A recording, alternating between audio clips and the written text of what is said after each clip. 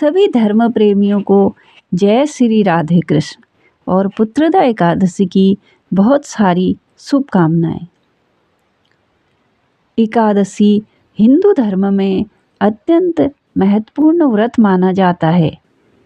साल 2025 की पहली एकादशी पुत्रदा एकादशी ही है। यह व्रत 10 जनवरी को किया जाएगा। इस दिन व्रत रखने से आप पूरे साल भर शुभ फल की प्राप्ति कर पाएंगी। एकादशी हिंदू धर्म में अत्यंत महत्वपूर्ण व्रत माना जाता है। यह व्रत संतान प्राप्ति और संतान की सुख समृद्धि के लिए अति उत्तम माना गया है। पौष माह में आने वाला यह व्रत कई दंपतियों के जीवन में सुख समृद्धि लाने वाला है। एकादशी तिथि के व्रत रखने वाले दशमी तिथि से ही आपको सात्विक जीवन जीना होता है।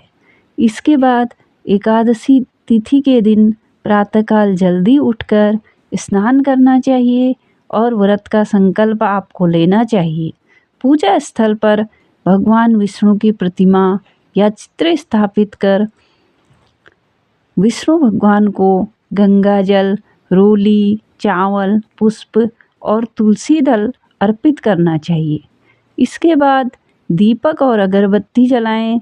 तत्पश्चात भगवान को फल, मिष्ठान और पंचामृत अर्पित करें। व्रत रखने वालों के लिए पूजा के दौरान पुत्रदा एकादशी की कथा सुनना या पढ़ना अनिवार्य माना गया है। कथा सुनने से व्रत का पूरा फल प्राप्त होता है।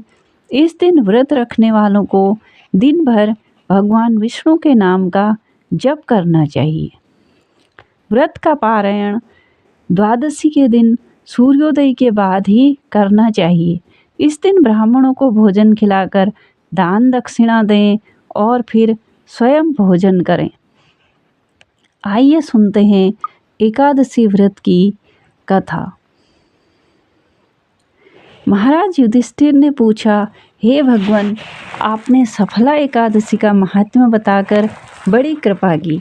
अब कृपा करके यह बतलाइए कि पौष शुक्ल एकादशी का क्या नाम है, उसकी विधि क्या है और उसमें कौन से देवता का पूजन किया जाता है। भक्तवत्सल भगवान श्री कृष्ण बोले, हे राजन, इस एकादशी का नाम पुत्रदा एकादशी है। इसमें भी नारायण भगवान की पूजा की जाती है। इस चर और अचर संसार में पुत्रदा एकादशी के व्रत के समान दूसरा कोई व्रत नहीं है। इसके पुण्य से मनुष्य तपस्वी, विद्वान और लक्ष्मीवान होता है। इसकी मैं एक कथा कहता हूँ, सो तुम ध्यानपूर्वक सुनो। भद्रावती नामक नगर में सुकेतुमान नाम का एक राजा राज्य करता था। उसके कोई पुत्र नहीं था। उसकी स्त्री का नाम सैव्या था। संतान नहीं होने के कारण वह सदैव चिंतित रहा करती थी। राजा के पितर भी रो रो कर पिंड लिया करते थे। सोचते थे कि इसके बाद हमको पिंडदान कौन करेगा। राजा को भाई, बांधव, धन, हाथी, घोड़े, राज्य और मंत्री, इन सब में किसी से भी संतोष नहीं होता था। वह सदैव यही विचार करता था कि मेरे मरने के बाद मुझे कौन पिंडदान करेगा। बिना पुत्र के पितरों और देवताओं का ऋण मैं कैसे चुका सकूंगा। इसलिए पुत्र की उत्पत्ति का प्रयत्न करना चाहिए। जिस मनुष्य ने पुत्र का मुंह देख लिया है वह धन्य है, यही वह राजा हर वक्त सोचा करता था।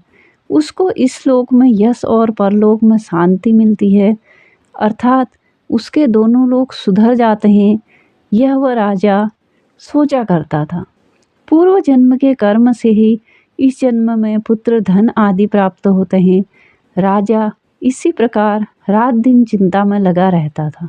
एक समय तो राजा ने अपने शरीर को त्याग देने का निश्चय किया, परंतु आत्मघात को महान पाप समझकर उसने ऐसा नहीं किया।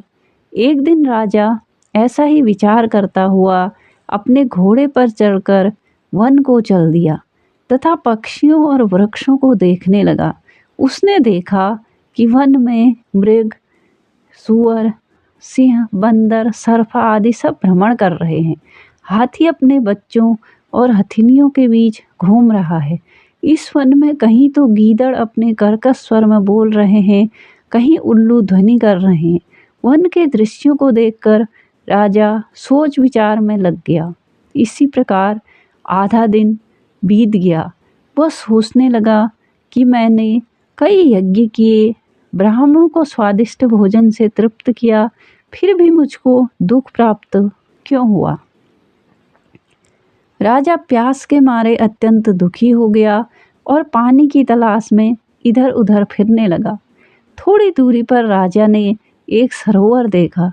उस सरोवर में कमल खिले थे तथा सारस, हंस, मगरमच्छ आदि विहार कर रहे थे। उस सरोवर के चारों तरफ मुनियों के आश्रम बने हुए थे। राजा उसी समय दाहिने अंग फड़कने लगे। राजा शुभ शकुन समझकर घोड़े से उतरकर मुनियों को दंडवत प्रणाम करके बैठ गया।